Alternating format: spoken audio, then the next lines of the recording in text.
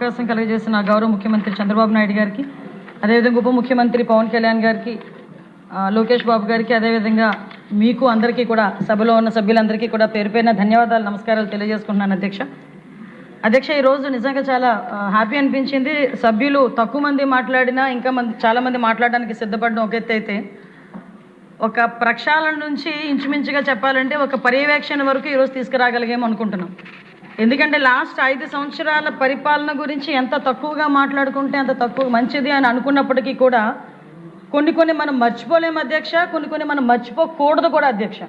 ఎందుకంటే ఇక్కడున్న ప్రతి సభ్యులకి కూడా కొన్ని జ్ఞాపకాలు అన్నది ఒక గాయంలాగా ఎప్పటికెప్పుడు రగులుతూనే ఉంటుంది. ఎందుకంటే అప్పుడు మనం చూసుకుంటే అధ్యక్ష, గౌరవ ముఖ్యమంత్రి గారు అప్పుడు ప్రతిపక్ష నాయకుడిగా ఉండేటప్పుడు అప్పుడున్న విజనరీ నాయకుడు, అప్పటికే 15 సంవత్సరాలు ముఖ్యమంత్రి చేసిన వ్యక్తిని ఎయిర్పోర్ట్ నుంచి బయటికి రానివ్వకుండా ఎయిర్పోర్ట్లోనే కిందను కూర్చోబెట్టిన సందర్భాన్ని మర్చిపోకూడదు.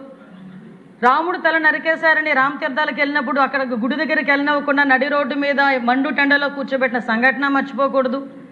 అదేవిధంగా అధ్యక్ష, ఆ రోజు గౌరవ ముఖ్యమంత్రి గారు ఇంటి గేటుకి తాళ్ళేసి కట్టి పోలీసులు పహారా కాసిన ఆ సంఘటన కూడా మర్చిపోకూడదు. అదేవిధంగా అధ్యక్ష, తిరుపతి ఎయిర్పోర్ట్లో కూడా బయటకు రానివ్వకుండా కిందను కూర్చోబెట్టిన సందర్భాన్ని మర్చిపోకూడదు. గౌరవ ముఖ్యమంత్రి గారి ఇంటి మీదకి దాడి చేసి మంత్రి పదవుల గురించి దాడులు చేసిన సందర్భాన్ని కూడా మర్చిపోకూడదు. పార్టీ ఆఫీస్ మీద చేసిన దాడిని మర్చిపోకూడదు.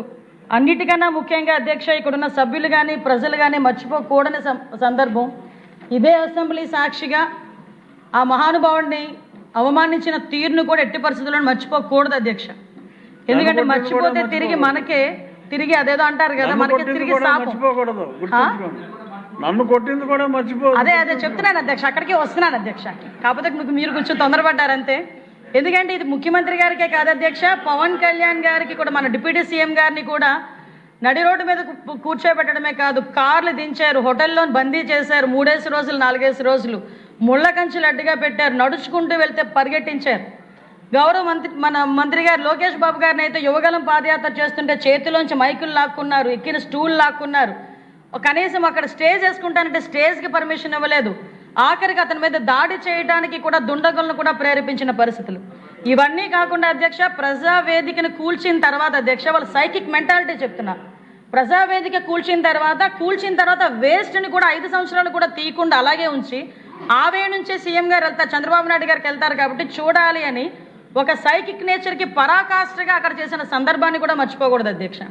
ఇంకా మన నాయకుల మీద అయితే మీ మీద జరిగిన దాడి అయినా చెప్పాలి, నేను మీ మీద జరిగిన దాడి కానీ, ఎంతోమందిని అక్రమంగా పంపించిన అరెస్టులు చేసిన విధానాన్ని కానీ, ఇంకా సామాన్య ప్రజలకు వస్తే అధ్యక్ష, మాస్క్ అడిగిన పాపానికి సుధాకర్ గారికి పిచ్చోడిని చేసి ఆయన చనిపోయేటట్టు చేసిన విధానాన్ని, తన అక్కని రక్షించుకునే క్రమంలో మా అక్కని ఎందుకు ఎలా అంటున్నారని అడిగినందుకు అమర్నాథ్ గౌడ్ అనే చిన్న పిల్లోడిని పెట్రోల్ వేసి తగలబెట్టే సందర్భాన్ని కానీ, అదేవిధంగా అధ్యక్ష, ఒక మదనపల్లిలో ఒక అమ్మాయి తన పిల్లల కన్నా బాగా చదువుతుంది, ఫస్ట్ ర్యాంక్ వస్తుందేమోనని చెప్పి ఆ అమ్మాయిని ఆత్మహత్య చేసుకునేటట్టు ప్రేరేపించిన ఒక వైఎస్ఆర్సీపీ నాయకుల తాలూకు ఉదంతాన్ని నేను ఎందుకు చెప్తున్నానంటే అధ్యక్ష, ఇలాంటి పరిస్థితుల నుంచి ఈరోజు ప్రత్యేకంగా ఈ 20 నెలల కాలంలో మేము ఇది చేసామని చెప్పుకోవడానికి ఒక గర్వంగా ఆ సభలో మేము నుంచే పరిస్థితి వచ్చింది అధ్యక్ష.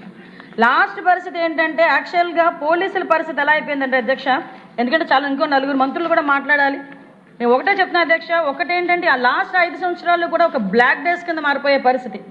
రాష్ట్ర పాలన అనేది అధ్యక్ష చట్టం ఆధారంగా కాకుండా ఒక భయాన్ని ఆయుధంగా చేసుకుని జరిగిన సందర్భాన్ని కూడా చూసుకున్నాం. అదేవిధంగా అధ్యక్ష, లా అండ్ ఆర్డర్ అనేది ఒక వ్యవస్థ కాదు, ఒక రాజకీయ అవసరాలకు ఉపయోగపడే పరిస్థితికి దిగజార్చేసిన సందర్భాన్ని కూడా మనం ఈరోజు గుర్తు చేసుకోవాలి అధ్యక్ష. పోలీసు వ్యవస్థని కంప్లీట్గా నిర్వీర్యం చేసేసి పోలీసులు ప్రజల గురించి కాదు రాజకీయ ఆదేశాల గురించి పనిచేస్తున్న మన స్థాయికి దిగజార్చి వాళ్ళు కూడా మనసు చంపుకొని పని చేయలేక కొంతమంది ఇళ్లకు పరిమితమైపోయిన సందర్భాన్ని కూడా గుర్తు చేస్తున్నారు అధ్యక్ష. ప్రజల ప్రాణాలంటే విలువ లేదు, ఆస్తులకి రక్షణ లేదు, మహిళల భద్రత అన్నది ప్రశ్నార్థకం, భూములకి రక్షణ లేదు అధ్యక్ష. దీని ఫలితం ఎలా ఉందిరా అంటే రావాల్సిన పెట్టుబడులు రాలేదు, వచ్చిన పరిశ్రమలు వెనక్కి తిరిగి పారిపోయే పరిస్థితి. అంటే ఈ రోజు పరిస్థితి ఎలా ఉందంటే అధ్యక్ష, ఈరోజు మనకి పోలీసు వ్యవస్థను కూడా నిర్వీర్యం చేశారని ఇందాకే చెప్పాను అధ్యక్ష. ఎంతలా నిర్వీర్యం చేశారంటే యుద్ధంలోకి వెళ్ళిన సైనికుడికి అస్త్ర సన్యాసం చేసినట్టుగా అయిపోయింది అధ్యక్ష. అంటే కనీసం వాళ్ళకి ఒక ఇన్వెస్టిగేషన్ చేయడానికి వాళ్ళ దగ్గర ఒక టూల్స్ లేవు, ఒకరి ఫింగర్ ప్రింట్ ఐడెంటిఫికేషన్కి సంబంధించినది వాళ్ళ దగ్గర లేదు. CCTNSని ఎలా మెయింటైన్ చేయాలో తెలియదు. ఫోరెన్సిక్ డిపార్ట్మెంట్లో పనిచేయడానికి సిబ్బంది లేరు, దానికి సంబంధించిన మౌలిక సదుపాయాలు లేవు, యంత్రాలు లేవు. ఒక సైబర్ క్రైమ్ని డీల్ చేయడానికి దానికి సంబంధించిన ఎక్విప్మెంట్ లేదు. ఆఖరికి వాళ్ళకి తిరగడానికి వెహికల్స్ కూడా లేవు అధ్యక్ష. ఇప్పటికీ కూడా చాలామంది సభ్యులు నన్ను వచ్చిన ఫస్ట్ క్వశ్చన్ అడిగేది ఏంటంటే మాకు బళ్ళు ఎప్పుడు ఇస్తారు? మొదట్లో అడిగేదేమో గంజా ఎప్పుడు నిర్మూలిస్తారు అని అడిగేవారు, ఇప్పుడు కాస్త వచ్చి మాకు బళ్ళు ఎప్పుడు ఇస్తారు అని అడుగుతున్నారు. అంటే కనీసం పోలీసులకి వాళ్ళకి కావలసిన కనీస సదుపాయాలని మౌలిక వసతుల్ని కూడా కల్పించకుండా, వాళ్ళ ఇన్వెస్టిగేషన్కి కూడా వాళ్ళకి సహకరించకుండా, కేవలం పరదాలు కట్టడానికి, అక్రమ అరెస్టులు చేయడానికి, అక్రమ కేసులు పెట్టడానికి, హౌస్ అరెస్టులు చేయడానికి ఉపయోగించుకొని వ్యవస్థని కంప్లీట్గా జీరో చేశారు అధ్యక్ష. 2024 వాట్ ఎవర్ ఇట్ మేబీ, పాపం ఎప్పటికైనా పండుతుంది అంటారు. అతని అదే అంటే గాల్లో హెలికాప్టర్ కింద నుంచి ఎవరు పేలుస్తారని భయపడినట్టున్నాడులే అన్న. సో ఆటోమేటిక్ నిజం అధ్యక్ష. అసెంబ్లీ నుంచి అతను వాళ్ళ ఇంటి నుంచి అసెంబ్లీకి రావాలంటే 2000 మంది పోలీసులు రోడ్డు మీద ఎండలో నిలబడాల్సిన పరిస్థితి. అతని ఇంటి దగ్గర 900 మంది పైగా కానిస్టేబుల్ ప్రతిరోజు కాపలా కాసే పరిస్థితి. అటువంటి పరిస్థితి నుంచి అధ్యక్ష ప్రజలు నిజంగా విసిగి ఎంత వేసారిపోయారో, ఎన్డీఏ కూటమి పట్ల ఎంత నమ్మకంగా ఉన్నారో 24 ఎన్నికలు చూస్తేనే అర్థమవుతుంది అధ్యక్ష. 24 ఎన్నికలని అందరం కూడా సంతోషపడ్డాము. యాక్చువల్గా మన గవర్నమెంట్ వచ్చింది, మనం ఏదైనా చేయగలమని చెప్పి కూర్చున్న మరుక్షణం ఒక్కసారి ఆ డిపార్ట్మెంట్లు చూస్తే ఒక చిన్న వణుకొచ్చిన సందర్భం. ఎందుకంటే వాళ్ళకి కనీసం ఏమీ లేవు. ఫింగర్ ప్రింట్ ఐడెంటిఫికేషన్ అనేది చాలా మెయిన్, అది అవసరం అధ్యక్ష. ఎందుకంటే ఎవరైనా ఒక అనుమానాస్పదంగా తిరుగుతున్నాడంటే వాడికి ఇంతకు ముందు హిస్టరీ ఏమైనా ఉందో అవన్నీ తెలుసుకునేదానికి అదొక టూల్. రోడ్డు మీద పెట్రోలింగ్ చేసే వ్యక్తి అనుమానాస్పదంగా తిరుగుతున్నాడంటే వారి నాయన ఇలా రా ఇక్కడ ఫింగర్ ప్రింట్ పెట్టు అంటే ఇమీడియట్గా అతను దొంగ, లేకపోతే ఇంతకు ముందు కేసుల్లో ఉన్నాడా, లేకపోతే అతను మామూలుగా వచ్చాడా, ఇలాంటి సిస్టమ్ ఉండేది అధ్యక్ష. అలాంటి వాటిని కూడా నిర్వీర్యం చేసేస్తే క్రైమ్ పెరగక ఏమవుతుంది అధ్యక్ష? ఆఖరికి పెట్టుబడులు లేక, పరిశ్రమలు రాక, యువత అందరూ కూడా గాంజా బారిన పడి, ఎంత దౌర్భాగ్యం అంటే పక్క రాష్ట్రాల వాళ్ళు మైకుల ముందు కూర్చొని గాంజా గాంజా ఎక్కడి నుంచి వస్తుందంటే ఆంధ్రప్రదేశ్ని చూపించేవారు, డ్రగ్స్ ఎక్కడి నుంచి వస్తుందంటే ఆంధ్రప్రదేశ్ వైపు చూపించేవారు. సిగ్గు అనిపించేది అధ్యక్ష. ఆ పొజిషన్ నుంచి ఈరోజు మేము 2024లో మనం అధికారంలోకి వచ్చిన తర్వాత మొదటి రోజు నుంచి కూడా పోలీస్ ప్రక్షాళన అనేది జరిగింది అధ్యక్ష. అసలు పోలీసులకి మినిమంగా మనం ఏమి ఇవ్వాలి, పోలీసులకి ఏం కావాలి అని చెప్పి ఆ CCTNS మెయింటెనెన్స్కి కానీ, మనకి ఫింగర్ ప్రింట్ ఐడెంటిఫికేషన్కి కానీ, పామ్ ఐడెంటిఫికేషన్స్కి కానీ, ఫోరెన్సిక్స్కి కానీ, వీటన్నిటికీ కూడా పాత బకాయిలన్నీ చెల్లించి తిరిగి వాటిని రీస్టోర్ చేయటం. ఇంతకుముందు చంద్రబాబు నాయుడు గారు సీఎంగా 2014 నుంచి 19లో ఉండేటప్పుడు 14,000 CCTV కెమెరాస్ అప్పుడు పెట్టున్నారు. ఆ 5 సంవత్సరాలు కూడా CCTV కెమెరాస్ బొమ్మల్లాగా అలానే ఉన్నాయి, కానీ ఒక్కటి కూడా మెయింటైన్ అవ్వాలి, కనీసం ఒకటి కూడా పని చేయట్లే.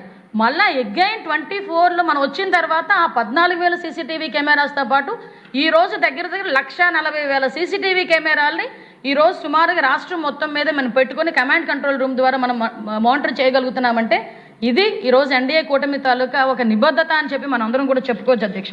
ఎందుకంటే అధ్యక్ష ఈరోజు మన ప్రక్షాళన అదే ఒకటే అధ్యక్ష, మా తాలూకా ఎయిమ్ కూడా ఏంటంటే అధ్యక్ష, మనకి ట్రాన్స్పరెన్సీ ఉండాలి అడ్మినిస్ట్రేషన్లో, ఫియర్ ఫ్రీ సొసైటీ రావాలి, టెక్నాలజీ డ్రైవ్ అండ్ గవర్నెన్స్ రావాలి, పీపుల్ రైడ్ అప్రోచ్ రావాలి. అంటే దీనికి కష్టపడి పనిచేయడానికి గౌరవ ముఖ్యమంత్రి గారు పోలీస్ డిపార్ట్మెంట్ వాళ్ళతో కనీసం ఎప్పటికెప్పుడు కూర్చొని మాకు సలహాలు సూచనలు ఇస్తూ మమ్మల్ని గేరప్ చేసే పరిస్థితి ఈరోజు కనిపిస్తుంది అధ్యక్ష. అంటే అధ్యక్ష ఒక్కసారి మనం ఎంతవరకు అంటే ఒక లా అండ్ ఆర్డర్ అన్నది ఎంతవరకు ప్రయారిటీ ఉంటుందంటే ఒక రాష్ట్ర అభివృద్ధిలో, ఒక రాష్ట్రం అభివృద్ధి చెందాలన్నా, ఎకనామికల్గా గ్రోత్ అవ్వాలన్నా లా అండ్ ఆర్డర్ అనేది మెయిన్ పిల్లర్ అధ్యక్ష. ఆ లా అండ్ ఆర్డర్ లేనిద్దు కాబట్టే లాస్ట్ గవర్నమెంట్లో ఒక పరిశ్రమ రాలేదు, ఒక పెట్టుబడులు రాలేదు. ఈరోజు లా అండ్ ఆర్డర్ చాలా క్లియర్గా పనిచేస్తుంది, మంచిగా పనిచేస్తుంది. ఈరోజు క్రైమ్ రేట్ తగ్గింది అని చెప్పడానికి రాష్ట్రంలో ఒకే ఒక ఉదాహరణ మొన్ననే మనం అందరం చూసాం. దేశంలోనే పెట్టుబడిదారులు అతి ఎక్కువ పెట్టుబడులు పెట్టింది మన రాష్ట్రంలోనే అని చెప్పి ఈరోజు మనకి నివేదికలు కూడా వెల్లడించిన సందర్భంలో ఈరోజు లా అండ్ ఆర్డర్ ఎంత బలంగా పనిచేస్తుందని చెప్పడానికి అదొక నిదర్శనంగా కూడా మనం భావించవచ్చు అధ్యక్ష.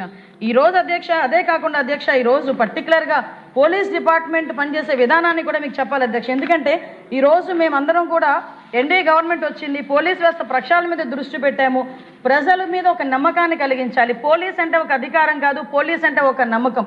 ఈరోజు పోలీసు వస్తున్నారంటే భయపడే పరిస్థితి కాదు, భరోసాగా నిలబడే పరిస్థితి ప్రతి ప్రజలకి కూడా రావాలి అనే ఉద్దేశంతోనే ఈరోజు మేమందరం కూడా ముందు మా పోలీస్ డిపార్ట్మెంట్ అంతా చాలా ఎఫెక్టివ్గా పనిచేసే పరిస్థితి వస్తుంది అధ్యక్ష. దీనికి సంబంధించి అధ్యక్ష మీకు అందరికీ కూడా ఒక ప్రెజెంటేషన్ కూడా నేను మీ అందరికీ కూడా పంపిస్తాను అధ్యక్ష.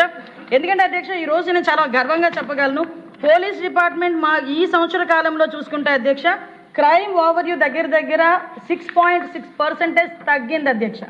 బికాస్ మనం టెక్నికల్ ఇంటిగ్రేషన్ అధ్యక్ష, ఎన్ఫోర్స్మెంట్ అధ్యక్ష, ఇన్వెస్టిగేషన్, పబ్లిక్ ఆర్డర్ మెయింటెనెన్స్ వల్ల ఈరోజు క్రైమ్ రేట్ని కూడా సుమారుగా 6% తగ్గించుకునే పరిస్థితి.